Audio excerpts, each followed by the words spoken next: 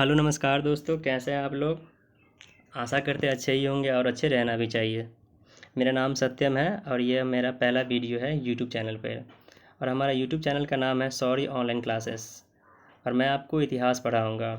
और इतिहास में जो मैंने इतिहास का हिस्सा लिया है वो आधुनिक इतिहास से है। हम सभी जानते हैं कि इतिहास को अच्छे ढंग से समझने के लिए इनको एक क्रोनोलॉजिकल ऑर्डर में, लाइक एक सीक्वेंशियल, एक जैसे कि एज अ स्टार्टिंग से, मतलब 3 भागों में इसको डिवाइड किया गया है, जैसे कि प्राचीन और मध्यकालीन और आधुनिक। तो हम आज आधुनिक स्टार्ट करेंगे और आधुनिक के अंदर जो मैंने टॉपिक लिया है वो है यूरोपियन कंपनी का आगमन। तो सबसे पहले आपके मन में क्वेश्चन आता हो कि इतिहास है क्या। इतिहास जो कुछ भी जो बीत चुका है अब उसका अध्ययन करते हैं, वही इतिहास कहलाता है। ठीक है। अब सामने आपको आपकी स्लाइड पे दिख रहा होगा कि ये यूरोपियन कंपनी का आगमन भारत में। तो आप सोच रहे, आपके मन में क्वेश्चन आ रहा होगा कि ये यूरोपियन कंपनी क्या है, ये यूरोप क्या है। तो हम सभी जानते हैं कि पृथ्वी पे पॉपुलेशन के आधार पे ही समझ लीजिए कि महाद्वीप में डिवाइड किया गया है और 7 महाद्वीप हैं। 7 महाद्वीप कौन कौन से हैं, जैसे कि एशिया, अफ्रीका, यूरोप, उत्तरी अमेरिका, दक्षिणी अमेरिका और ऑस्ट्रेलिया और अंटार्कटिका। ठीक है, ये 7 महाद्वीप है। और हम लोग जो रहते हैं वो उस महाद्वीप का नाम है एशिया, मतलब कि भारत देश एशिया महाद्वीप का हिस्सा है। ठीक है। तो यूरोप यूरोप भी एक महाद्वीप है।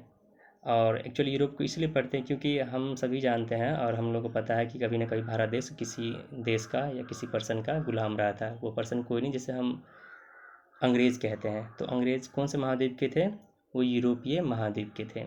और यूरोपीय महाद्वीप में कौन से कंट्री के, तो वो इंग्लैंड को अंग्रेज़ कहते हैं खास करके। ठीक है। तो चलिए खास करके हम स्टडी करते हैं टॉपिक जो हमारा यूरोपियन कंपनी का भारत में आगमन। ये यूरोपियन या अंग्रेज़ या गुलाम कैसे बने, हम क्यों आए थे, किस लिए आए थे। तो इसके लिए थोड़ा सा ब्रीफ हिस्ट्री पढ़ लेते हैं, समझ लेते हैं हम लोग।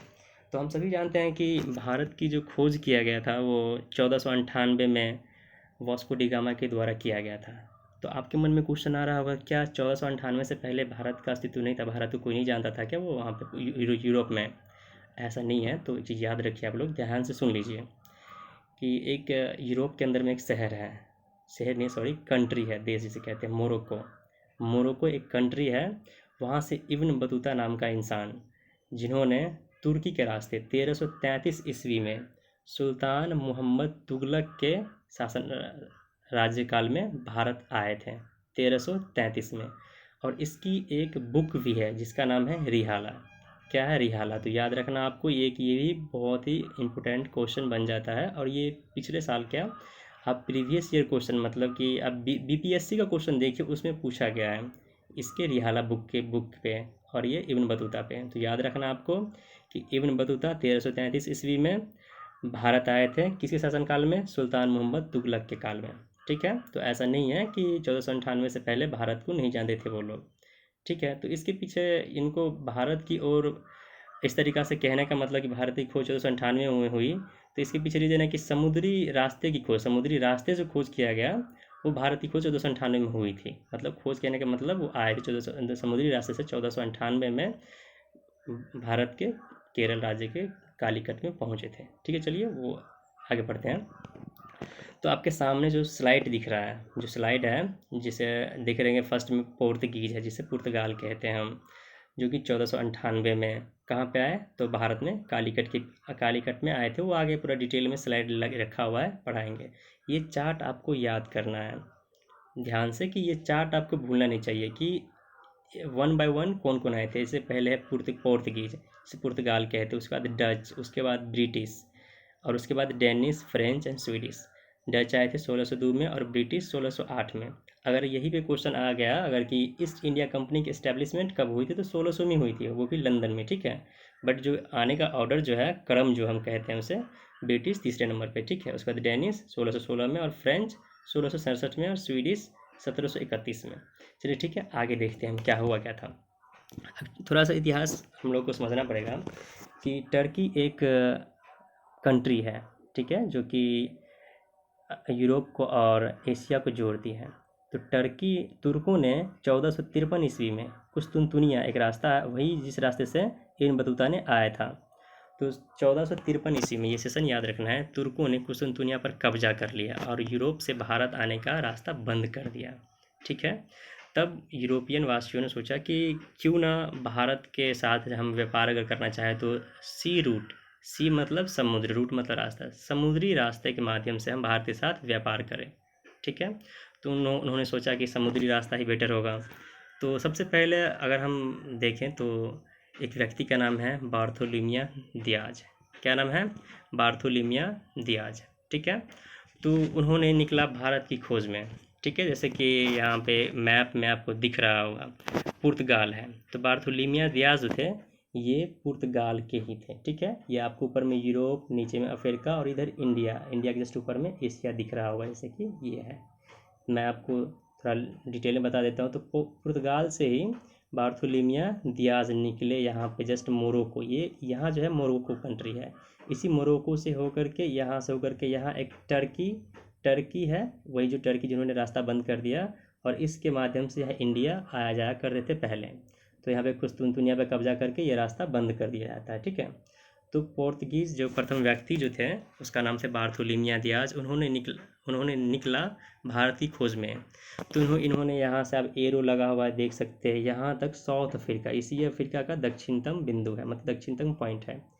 यहाँ पे आने के बाद बार्थोलोमियो दियाज ने सोचा कि चारों ओर इधर भी पानी, इधर भी पानी, पानी पानी दिखा, तो इनको लगा कि यहाँ शायद अब आगे कोई ज़मीन नहीं है, मतलब कहने का मतलब कोई ज़मीन पे जो इंसान रहे वैसा इनको नहीं लगा। तो इन्होंने क्या करा कि वहाँ से घूम जाती है, और यहाँ जो आता है ये बार्थोलोमियो दियाज, तो वो 1400 के आसपास आती है, 1487 में, सॉरी 1487 ईस्वी में बार्थोलोमियो दियाज ये यहाँ पे आके यहाँ पे आके फिर रिटर्न हो जाता है।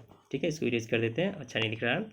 तो यहाँ पे आके रिटर्न चला जाता है। तो याद रखना आपको कि प्रथम व्यक्ति जो निकले वो कहाँ से, ये जगह है पुर्तगाल से, इस रास्ते से यहाँ पे साउथ अफ्रीका यहाँ पड़ता है, और ये पॉइंट को नाम रख दिया गया केप ऑफ गुड होप। क्या? Cape of good hope. ठीक है, यहाँ पे आकर 1487 में इसकी खोज करके वो रिटर्न चले जाते हैं।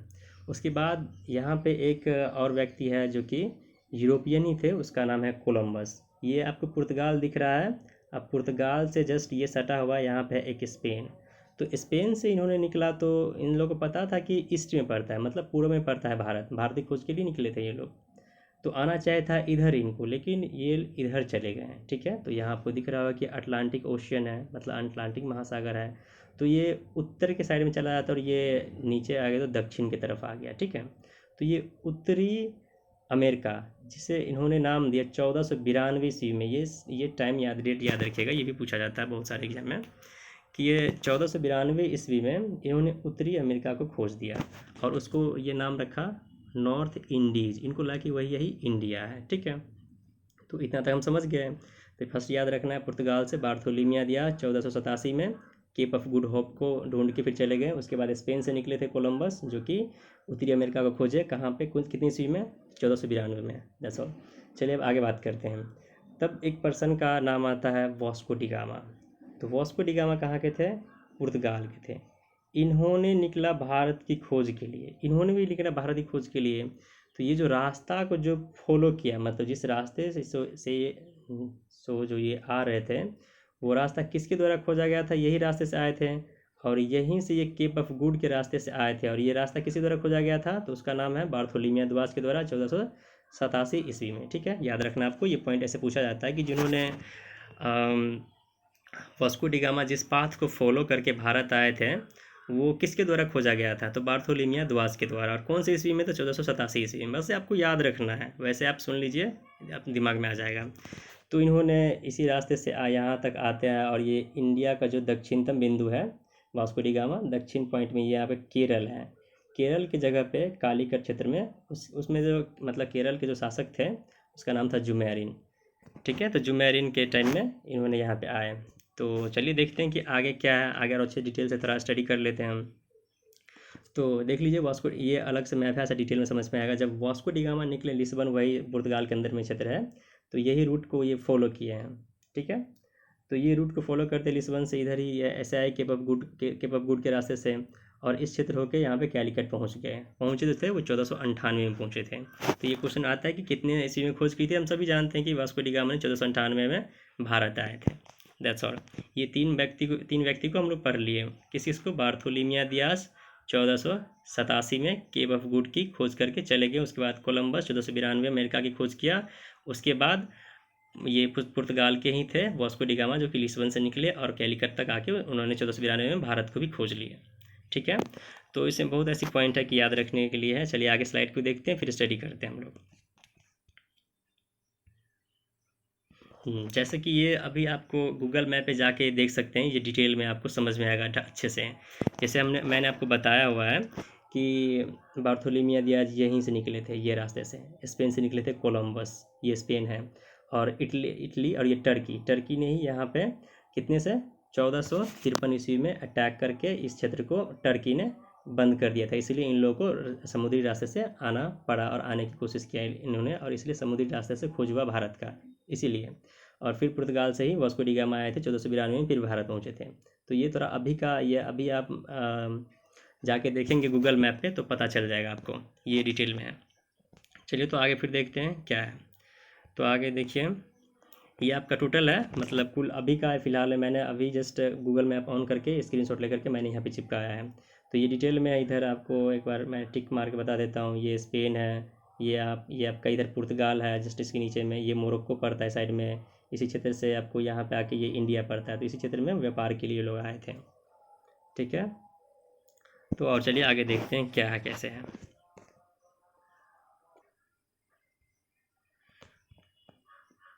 तो ये देख लीजिए, अब हम पोर्तुगीज़ को, कहने का मतलब पोर्तुगीज़, डच, ब्रिटिश, जो कुछ भी है लाइन बाय लाइन एक एक करके अच्छे से पढ़ेंगे इसके बारे में। तो चलिए पोर्तुगीज़ को स्टार्ट करते हैं, मतलब पुर्तगाल को पढ़ने के लिए कहने का मतलब बताए थे पहले, बैकग्राउंड पढ़ेंगे इसका। ये जो आप देख रहे हैं ये बैकग्राउंड और entry of Vasco D gamma. Vasco D gamma कैसा है मैंने आपको मैप पे बता ही दिया है, और प्लस आपको यहाँ पे लिखा हुआ नोट स्लाइड मिलेगा भी। और इसका सबसे मोस्ट इंपॉर्टेंट जो क्वेश्चन बनता है यहाँ से, इसके गवर्नर से, इसके राज्यपाल जो आए थे, जो उसका क्या योगदान रहा भारत को लेकर के। और ये पुर्तगाली जो आए हमारे भारत में, तो इसका कुछ ना कुछ योगदान भी दिया होगा, जिसे हम कंट्रीब्यूशन कहते हैं। तो ये भी स्टडी करते हैं। चलिए देखते हैं आगे क्या है। तो जैसे आपको बैकग्राउंड, और ये बार्थोलोमियो दियाज ये पुर्तगाल से निकले भारत को खोजने के लिए, और 1487 में केप ऑफ गुड इसको खोज के चले गए, आपको बता चुका हूँ। और ये कोलंबस जो कि स्पेन के निवासी थे, ये अटलांटिक महासागर को पार करके नॉर्थ इंडिया को खोज दिया इन्होंने, ये मैंने आपको पहले बता ही रखा है। चलिए आगे देखते हैं क्या है। वास्को डी गामा को पढ़ते हैं। और वास्को डी गामा 1498 मैंने बताया ही है कि कैलिकट के शासक जुमेरिन के दरबार में गए थे। और सबसे बड़ी पॉइंट ये याद रखना आपको कि जुमेरिन के दरबार में गए थे। जुमेरिन इसका रियल नाम नहीं था, ये याद रखिएगा आप लोग। इसका रियल नाम है समुथरी। क्या नाम है? यहाँ पे MU होगा, वैसे ये समुथरी होगा, समथरी लिख दिए मैंने यहाँ पे। तो याद रखना है कि जुमेरिन इसका टाइटल था और रियल नाम इसका समुथरी था। और ये भी याद रखना है कि इसको जो मदद करता है, एक्चुअली ये आएंगे तो आएंगे कैसे, इसको भी किसी ने किसी मदद किया होगा।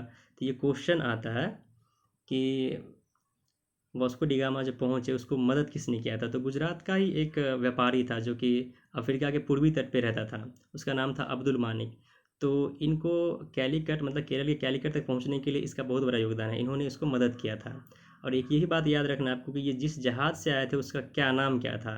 तो आप देख रहे हैं यहाँ पे कि सौ गैब्रियल नाम का, ये जो लिख रहा है कि सौ गैब्रियल नाम का उस जिस जहाज़ से आए थे, ये इसका ये है। और मैंने बता ही रखा है पहले भी कि इन्होंने जो रूट फॉलो किया उस पाथ का नाम है केप ऑफ गुड होप, जिन्होंने बार्थोलोमियो दियाज 1487 में खोज किया था। और सबसे बड़ी पॉइंट है कि ये याद रखना है आपको कि ये टोटल जो है वास्को डी गामा कितनी बार भारत आए हैं। तो यहाँ पे देख रहे होंगे, आपको भी दिख रहा होगा कि कुल 3 टाइम्स भारत में आए हैं, 1498 में, 1502 में और 1524 में। बस गौर से सुन लीजिए, 3 टाइम आए। कौन से? वास्को डी गामा 1498 में आए। 1498 में आते हैं, फिर वो गुड्स, एक्चुअली आपको पता है कि मसाला का व्यापार करने के लिए आए थे। तो क्वेश्चन बन सकता है कि ये लोग मसाला के व्यापार के लिए क्यों आए। मसाला का व्यापार करने के लिए नहीं आए थे, वो एक्चुअली अपने ईसाई धर्म का भी प्रचार प्रसार करने आए थे। और वो आगे हम बताएंगे, वो डीप में समझ आपको बता रहे हैं। अभी आपको इतना याद रखना है कि ये जो वास्को डी गामा है 3 टाइम आए, 3 बार भारत में, 1498 में, 1502 में और 1524 में। 1498 में आते हैं तो ये गुड्स मतलब जो परचेज करके सेल करते हैं, तो उसका 60 गुना इसको मुनाफा मिलता है। किसको? वास्को डी गामा को। तो ये फिर घर जाता है और फिर 1502 में आते हैं। 1502 में आने के बाद बस 1 साल बाद ही उन्होंने एक फैक्ट्री की इस्टेब्लिशमेंट कर दी, एक फैक्ट्री की स्थापना करता है जो केरल के कोचीन में है, ठीक है। और फिर वो इस्टेब्लिशमेंट करता है। उसके बाद 1524 में फिर दोबारा तिवारा आते हैं तीसरी टाइम, तो 1524 में इसकी डेथ हो जाती है कोचीन में, ठीक है। तो 15 मिनट का ये वीडियो बन चुका है। चलिए कोई ना, आपको मैं नेक्स्ट वीडियो बना दूंगा। अभी पूरा स्लाइड तैयार है यहाँ पे, ये पूरा पोर्तुगीज़ तो ख़त्म ही करना चाहिए, लेकिन फिर देखते हैं क्या है आगे टॉपिक। तो हम सभी ने जाना कि प्रथम व्यक्ति जो थे, जो भारत में आए थे, वो वास्को डी गामा 1498 में केरल के कैलीकट में आए थे। और इसको मदद जो किया था वो अब्दुल मानिक ने किया था, और जुमेरिन के दरबार में आए थे। और जिस जहाज़ से आए थे उस जहाज़ का नाम है सौ गैब्रियल, ठीक है। और जुमेरिन जुमेरिन जो बंदा है जिसके पास गया था, उस जुमेरिन का वो नाम नहीं है, नाम उसका रियल है समुद्री, बस जुमेरिन इसका टाइटल था, ठीक है। और जिस रास्ते को फॉलो किया था वो केप ऑफ गुड होप है। ये आपको कंपलसरी याद ही रखना है, क्योंकि ये बहुत बार क्वेश्चन आ रखा है। अब आपको सामने स्लाइड में दिख रहा होगा कि ये 1539 में अगर पूछ लिया जाए कि सेकेंड पुर्तगाली या सेकेंड पोर्तुगीज़ कौन था जो भारत आया था, तो याद रखना है कि 1539 में वास्को डिगामा, सॉरी ये, हाँ एक्चुअली एक सेकेंड, 1524 में हम लोगों ने देखा कि इनकी डेथ हो जाती है तीसरा बार जब आते हैं। तो क्वेश्चन बनता है ये चीज़, और बना भी है। प्रीवियस ईयर क्वेश्चन आपको उठा के देखिएगा पीसीएस का, मतलब बीपीएससी वगैरह का। तो उसमें मैंने देखा भी है कि 1524 में आए तो कोचीन में इसकी मौत हो जाती है। तो क्वेश्चन आया कि फिर इनका कब्र है कहाँ पे अभी। तो कुछ समय तक तो यहीं पे रहा भारत में ही, बट 1539 ईस्वी में वही लिस्बन, जो कि पुर्तगाल के अंदर है, लिस्बन में 1539 ईस्वी में इसको ट्रांसफ़र कर दिया गया। किसके कब्र को? तो वास्को डिगामा के कब्र को। और मेरा सेकंड जो क्वेश्चन आ रहा था कि सेकंड व्यक्ति कौन था जिन्होंने भारत में आया था, पुर्तगाली, सेकंड पुर्तगाली, मतलब दूसरा पुर्तगाली कौन था जो भारत में आया, उसका नाम है पेड्रो अल्वारेज। ये जो नाम दिख रहा है आपको, ये नाम दिख रहे होंगे आपको, पेड्रो अल्वारेज।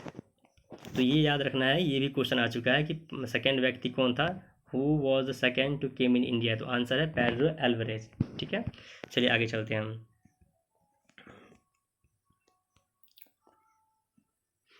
तो ये सबसे मोस्ट इम्पोर्टेंट आजकल जो स्टेट पीसीएस, कहने का मतलब कि जो भी प्रतियोगिता परीक्षा होता है तो उसको टफ़ बना दिया जाता है, और टफ़ आता है एक्चुअली। कंपटीशन बहुत हाई है, आप भी हम सभी जानते हैं कि बेरोज़गारी इतना हाई लेवल पे है, तो कंपटीशन हाई होगा ही होगा। तो हम समझते हैं कि पुर्तगाली आए तो उनके जो मोस्ट इम्पोर्टेंट, मतलब कि महत्वपूर्ण, ये सब गवर्नर है, मतलब इसके राज्यपाल हैं, इन लोगों का बहुत रोल है पुर्तगाल के योगदान भारत के लिए, मतलब पुर्तगालियों की इस्टेब्लिशमेंट के लिए भारत में। तो हम सबसे पहले याद रखना है हमको कि ये अल्मीडा है, अल्मीडा, अल्बुकर्क, कुंडा। तो इसका टाइम पीरियड भी याद रखना है हमको, टाइम पीरियड जैसे लिखा कि अल्मीडा, और 1505 और 1509 में इसका टाइम पीरियड रहा। अल्बुकर्क 1509 से 1515। बस एक शॉर्ट इन्फॉर्मेशन है और ये ज़रूरी है। ये अल्मीडा को याद रखना कि 1505 से 1509 में इसका टाइम पीरियड, अल्बुकर्क 1509 से 1515, और ये कुन्हा 1529 से 1538 में। तो हम अल्मीडा को इसलिए, अब चलिए अल्मीडा को एक एक करके हर गवर्नर को स्टडी करते हैं। तो हम अल्मीडा को पढ़ते हैं। हम अल्मीडा का जो टाइम पीरियड है 1505 1509, पहले ये याद रखना है। तो अल्मीडा जब आए तो इन्होंने सबसे पहले ब्लू वाटर पॉलिसी, कहने का मतलब ब्लू वाटर पॉलिसी का, इसका ये याद रखना है आपको कि ब्लू वाटर पॉलिसी लगाएं। ब्लू वाटर पॉलिसी मतलब क्या था कि इसका हिंदी में लिखा नीले पानी की नीति, बट इसमें ये था कि पानी पे इसको, मतलब समुद्र में प्रथम लोग थे जो भारत के साथ व्यापार स्टार्ट किए हैं। तो इनका समुद्र में अच्छा पकड़ होगा, इसकी अच्छी उस पर कमांड होगी, तो कोई भी पर्सन अगर वहाँ से फिर व्यापार करना चाहे तो विदाउट इसके परमिशन से जाएगा नहीं। तो इन्होंने अल्मीडा के टाइम में 1505 और 1509 के बीच में, अल्मीडा कौन था? राज्यपाल पुर्तगाल का था, ठीक है। तो अल्मीडा के टाइम में, और अल्मीडा ने ही ब्लू वाटर पॉलिसी की नीति लाई, जिसमें कि कार्टज और अरमेडा, कार्टज का मतलब लिखा हुआ आप भी देख रहे होंगे परमिट मतलब कि अनुमति, और अरमेडा मतलब क्या? फ्लीट, जहाज़ों का।